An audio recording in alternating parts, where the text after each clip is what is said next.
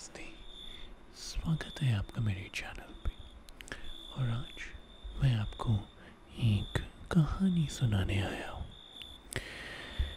दरअसल इस कहानी की शुरुआत हम करेंगे एक खबर के साथ। हाल ही में सुर्खियों में एक खबर आई है कि एक मकान में एक व्यक्ति की लाश मिली है। और लाश कैसी मिली? उस व्यक्ति का खून उसकी पेन यानी कि उसकी कलम से हुआ। उसकी कलम उसकी गर्दन में यहाँ पर घुसाई गई है, जिससे उस व्यक्ति की मृत्यु हो गई। अब सवाल उठता है कि दरअसल ये हुआ कैसे। तो इसके पीछे काफ़ी सारी छानबीन वगैरह हुई, बहुत सारी इन्वेस्टिगेशंस हुई और तब जाके कहीं ना कहीं इसके बारे में पता चला। तो मैं जिस व्यक्ति की बात कर रहा हूँ, जिसकी मृत्यु हुई है, वो दरअसल एक लेखक था। लेकिन उसके साथ एक समस्या थी कि वो लेखक लिख नहीं पा रहा था और उसको परेशानी हो रही थी नए आइडियाज़ को ढूंढने में। उसके पास कोई नए ताज़े आइडियाज़ नहीं आ पा रहे थे, जिनका उपयोग करके वो कोई नई और अच्छी सी कहानी लिख पाता। उसके कोई बहुत सारे दोस्त थे नहीं और वो बहुत ही शर्मीला और चुप रहने वाला इंसान था। हालांकि उसका एक दोस्त था बचपन का, जिससे उसकी बात काफ़ी लंबे समय से नहीं हुई थी। एक दिन उसको एक चिट्ठी मिलती है। उसके घर पे एक पार्सल आता है। उस पार्सल में एक चिट्ठी होती है जो कि उसकी उसी बचपन के दोस्त ने लिखी थी, जिससे उसकी काफ़ी लंबे समय से बात नहीं हुई। उसमें उस दोस्त ने ना ही अपना एड्रेस लिखा था, ना ही कॉन्टैक्ट नंबर। बस पार्सल में तोहफे की तरह एक कलम भेंट में दी थी। वो दोस्त बोला कि तुम शायद जानो या ना जानो, पर मुझे जैसे कैसे पता चल गया है कि तुम्हारे पास कोई नए आइडियाज़ नहीं आ रहे। और चूँकि तुम्हारा दोस्त होने के साथ साथ मैं तुम्हारी लेखनी का एक प्रशंसक हूँ, इसलिए मैंने सोचा है कि तुम्हें प्रोत्साहन देने के लिए मैं तुम्हें एक कलम भेंट करता हूँ। बड़ी विचित्र कलम थी वो, बैंगनी रंग की, मोटी सी, लेकिन उस पर कोई ढक्कन नहीं लगा हुआ था। बिना ढक्कन की कलम थी। तो उसमें कोई पता तो लिखा नहीं था जिसको इस्तेमाल करके वो अपने दोस्त से लेखक मिल सके। फिर भी उसने वो कलम लिया, एक खाली नोटबुक ली और उसमें लिखने की दोबारा से कोशिश की, लेकिन दुर्भाग्य से उसके बावजूद उसके पास कोई आइडिया नहीं आ पा रहा था। तो उस थक हार के उसने सोचा कि मैं क्यों ना आराम कर लूँ। उसने पेन को उस नोटबुक पर फेंका और कुछ देर आराम करने चले गया। कुछ घंटों बाद जब उसकी नींद खुली तो उसने देखा कि उस नोटबुक के कागज़ भरे हुए थे और जिस स्याही से भरे गए थे वो उसी तोहफे में दी गई कलम से लिखी हुई थी। तो उस हैरान हो गया, परेशान हो गया, मतलब लेखक हैरान हो गया, परेशान हो गया, चौंक गया कि ऐसा कैसे हो सकता है कि जब यहाँ पे कोई रहता नहीं है, क्योंकि वो लेखक अकेले रहता था, तो मेरे साथ कोई रहता नहीं, मैं बिल्कुल अकेला हूँ। तो क्या इस कलम ने अपने आप उसने वो सब कुछ उन पन्नों में लिख लिया? खैर, तो उसने वो लेखक ने पन्ने पढ़े और उस पन्ने में एक एड्रेस लिखा हुआ था। वो एड्रेस था एक पुस्तकालय, एक लाइब्रेरी का, और उसमें लिखा था कि तुम इस पते पर, जो पुस्तकालय है, लाइब्रेरी, वहाँ पे पहुँचो। वहाँ पे तुमको एक बहुत ही शानदार आइडिया मिलेगा, जिसको अगर तुम लिखोगे तो तुम बहुत ही बड़े, बहुत ही शानदार लेखक बन सकते हो।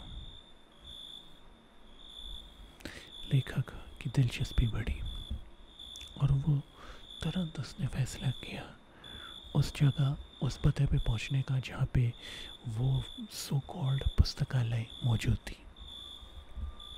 खैर, वो पुस्तकालय पहुंचा तो उसने देखी कि वो पुस्तकालय यानी कि लाइब्रेरी बहुत ही प्राचीन थी, बहुत पुराने ज़माने की। वहाँ पे कोई नहीं जाता था। बिल्डिंग बिल्कुल खंडर, खुड़खुड़ी सी, दीवारों का चूना भी उखड़ना शुरू हो गया था। इसके बावजूद वो अंदर गया और अंदर उसको एक मिडिल एज यानी 50 साल की औरत मिली। वो वहाँ की लाइब्रेरियन थी। लाइब्रेरियन ने उसे अपने पास बिठाया। लेखक अपने साथ वो तोहफ़ी कलम लेके आया था।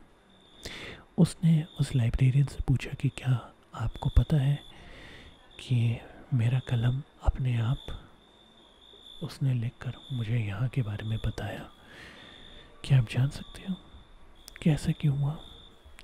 लाइब्रेरियन ने कहा कि देखो, ये एक बेहद ही ख़ास किस्म की कलम है और इससे की मदद से तुम बहुत बड़े राइटर बन जाओगे।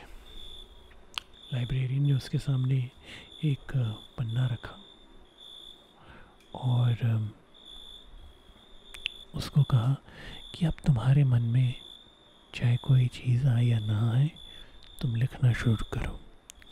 लेखक ने वो पन्ना लिया और वो लिखने लग गया। उसके दिमाग में कोई आइडियाज़ नहीं आ रहे थे। His mind was blank. उसके बावजूद वो लिखना बंद ही नहीं कर रहा था।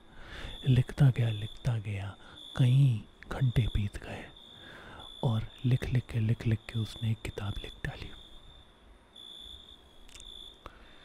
लाइब्रेरी ने कहा, बस अब तुम इसको पब्लिश करा लो और तुम एक बहुत बड़े, बहुत महान राइटर बनोगे। जाने से पहले हालांकि उस लाइब्रेरियन ने 501 रुपये शगुन के तौर पे लेखक से मान ली। लेकिन लेखक बेचारा गरीब आदमी था। कह रहा था कि मैं इस लाइब्रेरी में भी पैदल चलते चलते आया, तो मैं आपको पैसे कैसे दे सकता हूँ। लाइब्रेरियन ने कहा, कोई बात नहीं, जब कभी भी तुम एक बड़े लेखक बन जाओगे तो तुम याद रखना, मुझे 501 रुपये दे देना, ठीक है। लेखक ने अपनी किताब पब्लिश कराई। वो किताब एक बेस्ट सेलर बनी, बहुत सक्सेसफुल हुई, बहुत मशहूर हुई और वो एक बहुत ही रईस आदमी बन गया। उसके बाद उसने उस कलम से एक और किताब लिखी, अगेन बिना कुछ सोचे समझे, दिमाग ब्लैंक रख के। वो किताब भी पब्लिश हुई, वो भी बहुत चली। फिर एक और और वो एक दुनिया का बहुत ही बेहतरीन लेखक बन गया। लेकिन इन सभी शान शोहरत के बीच में वो अपना वादा भूल गया जो उसने लाइब्रेरियन के साथ किया था, जो कि था 501 रुपये के शगुन देने का।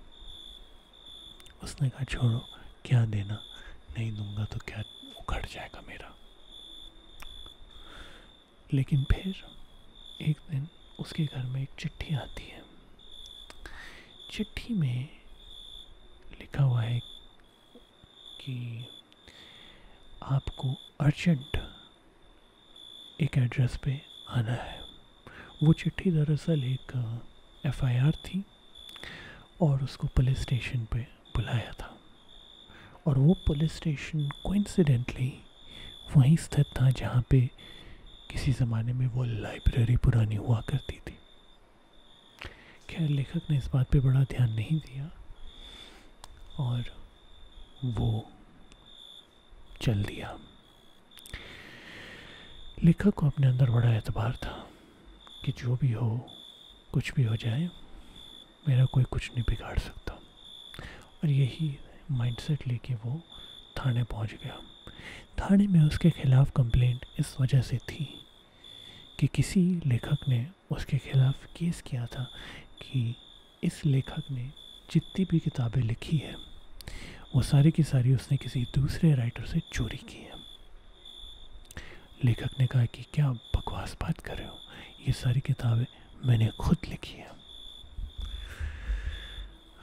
और केस हालांकि उसके बावजूद चला, क्योंकि पता चला कि जो वो मैन्यूस्क्रिप्ट थी जो पब्लिशर के पास गई थी, वो दूसरे राइटर ने जिसने केस किया था उसने पब्लिशर्स को पहले भेजी थी, और इस लेखक ने जो हमारे कहानी का पात्र है उसने बाद में भेजी थी। तो ऐसा क्यों हुआ कि इस लेखक की किताबें पब्लिश हो गई लेकिन उसकी नहीं हुई। तो इस वजह से केस बन गया।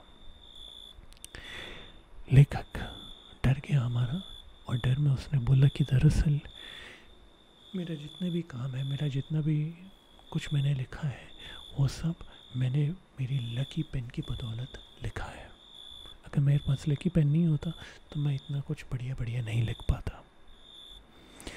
तो पुलिस इंस्पेक्टर ने कहा कि ठीक है, हमें वो लकी पेन दिखाएं। अब दरअसल क्या हो गया था कि जैसे लेखक एक बहुत ही बड़ा आदमी बन गया और बहुत ही अमीर आदमी बन गया, और उसको अपने अंदर एक घमंड आ गया, वो पेन को अपने साथ हमेशा नहीं रखता था। पेन उसके घर में, उसके कमरे में पड़ी रहती थी। तो वो हमारा लेखक और पुलिस वाला दोनों उसके घर गए, उसके कमरे में गए, और क्या देखते हैं कि वो पेन तो गायब है। वो पेन चोरी हो गया या गायब हो गया या क्या हुआ, कुछ पता नहीं। पुलिस वाले और वो दूसरा बंदा उसकी बात माने ना, वो तो इसको चोर समझ बैठे, और हमारे लेखक के खिलाफ पुख्ता सबूत इकट्ठा हुए, और उसके खिलाफ बहुत बड़े बड़े केसेस हुए। उसको सू किया गया, उसकी पूरी संपत्ति और पूरी ज़मीन जायदाद की ब्याह पे।